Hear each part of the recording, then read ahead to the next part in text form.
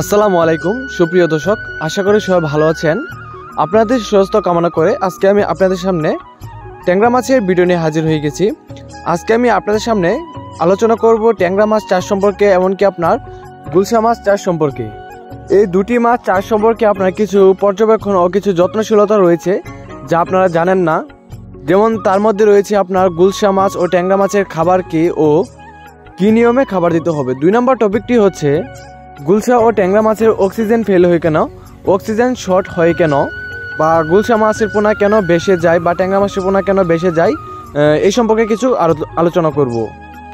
এক ভাই প্রশ্ন করেছিল যে আপনার গুলশা মাছ, ট্যাংরা মাছ, শিং মাছের সাথে কি আপনার সাদা মাছের পোনা দেওয়া যাবে কিনা।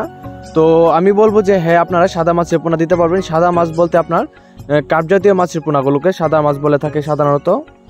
তবে আপনারা যারা এই ট্যাংরা মাছের সাথে বা গুলশা মাছের সাথে আপনার এই মাছের সাদা মাছের পোনাগুলো চাষ করবেন, তো এক্ষেত্রে আপনার পুকুরে যখন মাছের পোনাগুলো সারবেন, এতে করে একটা বিষয় লক্ষ্য রাখবেন যেন আপনার যদি গুলশা মাছ অথবা ট্যাংরা মাছের পোনা যদি পুকুরে দেন 10,000 পিস, এতে আপনার সাদা মাছ কাপড় মাছের পোনা দিতে হবে 300 পিস বা 500 পিসের পোনা এরকম দিতে হবে। এর মধ্যে আপনার রয়েছে সিলভার, বিকেট, কাপ জাতীয় বা অন্যান্য মৃগেল রয়েছে। তো যে কোনো আপনার 3 উপরের স্তরের মাছ, মধ্যস্তরের মাছ, নিচের স্তরের মাছ, 3 জাতের মাছটা আপনার মিলে তারপর পুকুরে ছাড়লে সবচেয়ে বেশি ভালো হয়। তবে কোনো প্রকারে যেন বেশি দেওয়া না হয়, বেশি দিলে আপনার ঘনত্ব বেশি হয়ে যাবে। গুলশা মাছ ও ট্যাংরা মাছ সাধারণত ফুটিং ফিড খেয়ে থাকে, যেগুলো আপনার বাজারে বিক্রি হয় ফুটিং ফিড, এগুলো আপনার সাধারণত এরা জন্মগতভাবে খেয়ে থাকে।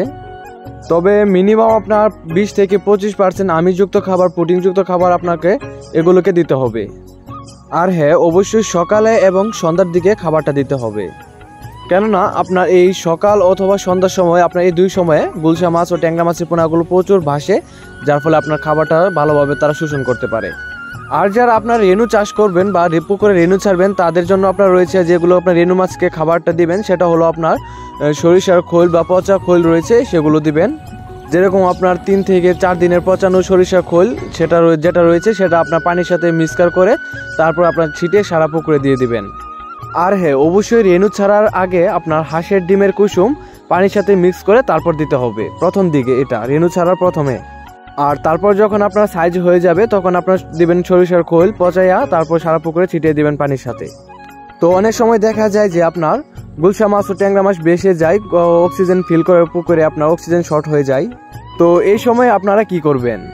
তো তখন আপনার অবশ্যই হয়রা টেনে দিতে হবে পুকুরে।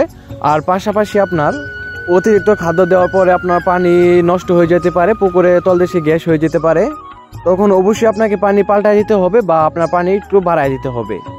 দেন আপনার পাশাপাশি অক্সিজেন ট্যাবলেট দিয়ে দিতে হবে, আর অবশ্যই আপনার হেওরা টানে দিতে হবে পুকুরে। তো এগুলো আপনার অবশ্যই দিয়ে দিতে হবে পুকুরে। আর প্রিয় ভিউয়ার্স, আপনারা যারা মাছ চাষ করতে চাচ্ছেন, যারা আপনার উন্নত জাতের মাছের পোনা নিতে চাচ্ছেন, তারা এখনই আপনারা আমাদের সাথে যোগাযোগ করতে পারেন। আমরা বাংলাদেশের সব স্থানে মাছের পোনাগুলো হোম ডেলিভারি দিয়ে থাকি, তাই আপনারা এখনই ফোনে যোগাযোগ করতে পারেন। মনের মধ্যে কোনো সংকোচ না রেখে ইনশাল্লাহ আমাদের সাথে যোগাযোগ করুন।